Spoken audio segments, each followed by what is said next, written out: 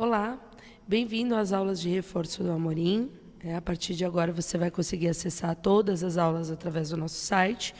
E eu vou fazer uma pequena explanação da aula sobre a pré-história. Muito bem, para a gente começar, precisamos olhar que a história ela foi dividida em alguns parâmetros.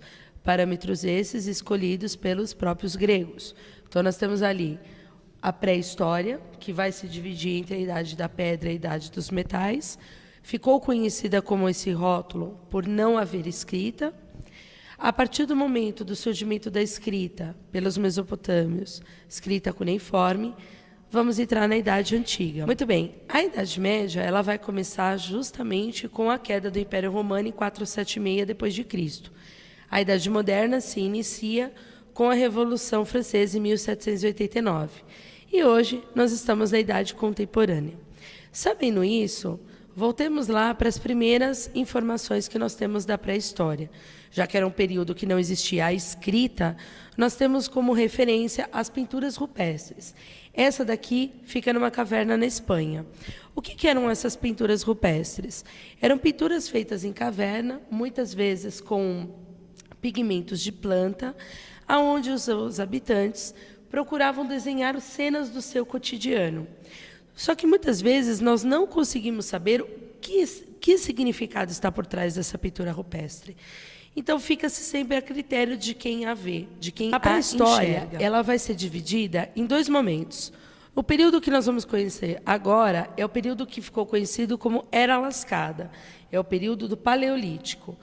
Esse período do Paleolítico ele vai durar desde o aparecimento dos primeiros seres humanos, os australopitecos, Homo erectus, Homo habilis, até o desenvolvimento da agricultura. Durante esse período, o povo do Paleolítico eles eram nômades, ou seja, eles viviam se movimentando de um lado para o outro em busca de alimentos, água e moradias. Nós temos aqui algumas referências de moradias que foram encontradas e datadas do período do Paleolítico. A partir do momento do descobrimento dessas novas moradias, o povo do Paleolítico vai desenvolver uma forma única de se organizar. Ou seja, tudo o que eles vão fazer é baseado na pedra lascada, lascando a pedra. Eles não têm conhecimento nenhum tecnológico. Então, nós vamos ter algumas peças, algumas ferramentas aqui, que são utilizadas, que são datadas do período do Paleolítico, arpões, agulhas, pontas de lancha, ponta de flecha, completamente disforme. Então, nesse processo, a gente conseguiu encaixar esse povo num período que não tinha essa tecnologia. Dentro do Paleolítico também, nós descobrimos duas fases. Uma fase que vai ser o domínio do fogo, que é o chamado Paleolítico Superior, e uma fase que é chamada, dentro do Paleolítico Superior, nós vamos ter também as pinturas rupestres, que é aquela que eu mostrei no início da aula, justamente para mostrar como os povos retratavam o seu cotidiano. Muito bem, aqui nós temos uma referência de algumas maneiras que eram utilizadas para poder fazer o domínio do fogo. Mas o homem ele está sempre num processo de transformação. Inclusive, do período do Paleolítico, os Homo erectus, o habilis, que depois vai chegar no homem de Neandertales e depois o sapiens sapiens, que é onde nós nos encontramos hoje, o homem vai ter uma mudança no seu crânio.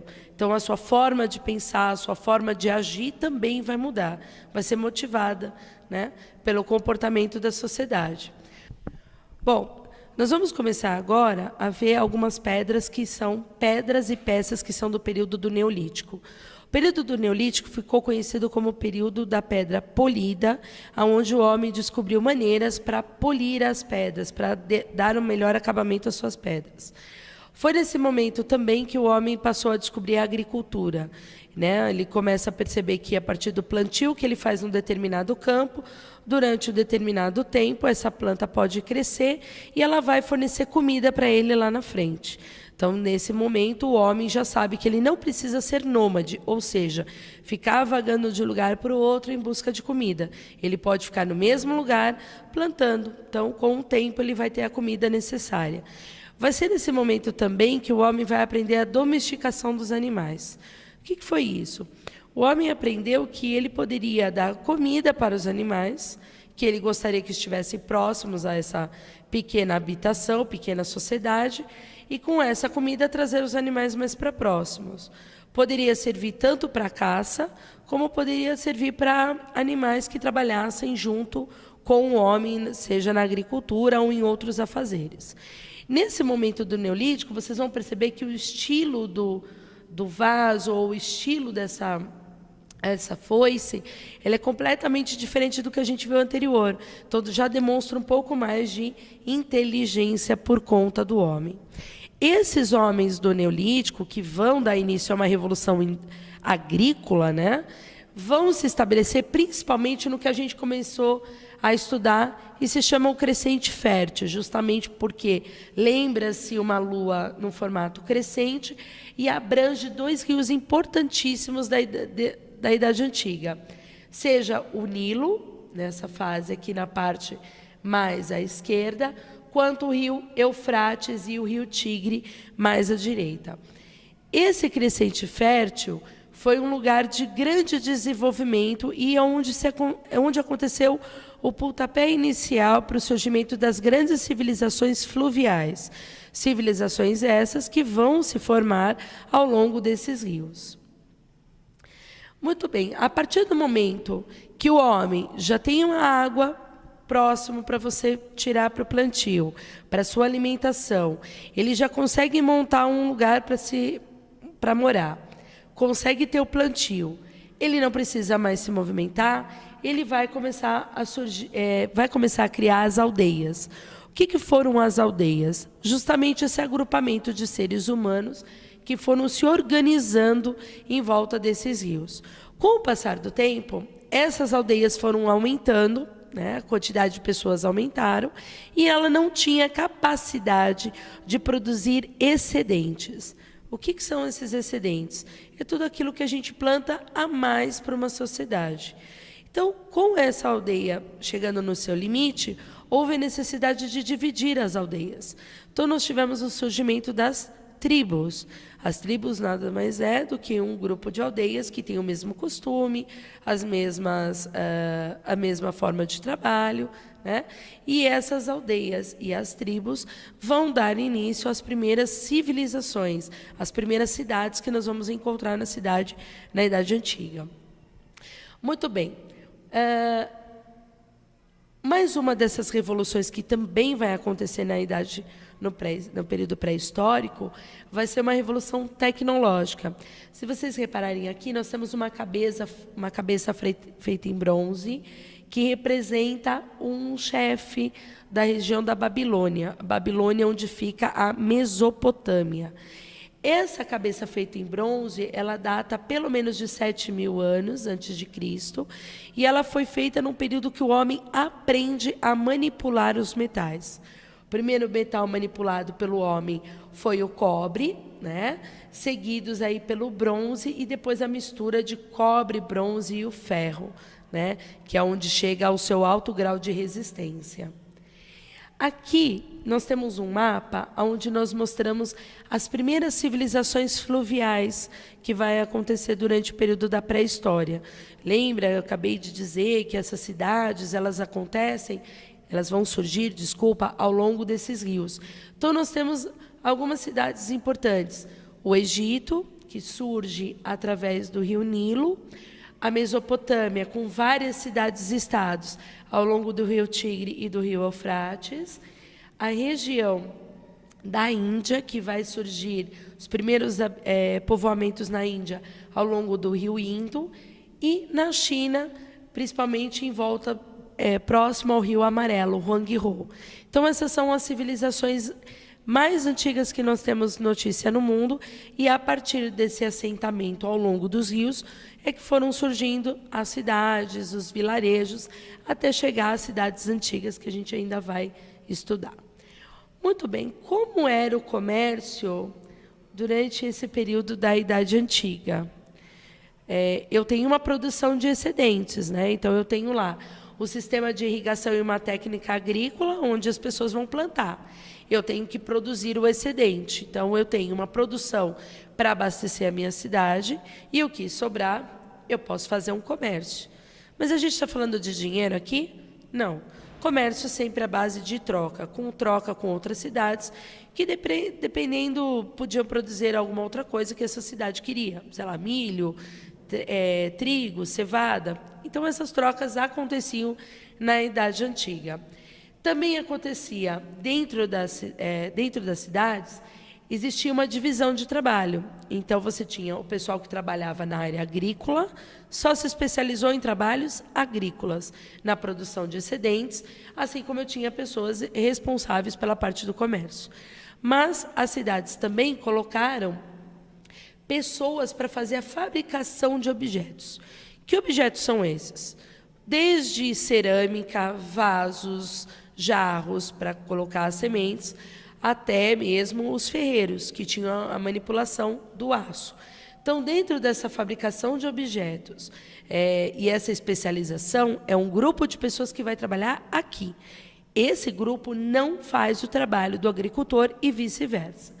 Assim como a gente vai ter o sustento dos prestadores de serviço, soldados, médicos, sacerdotes, que vão viver à base desse excedente, né?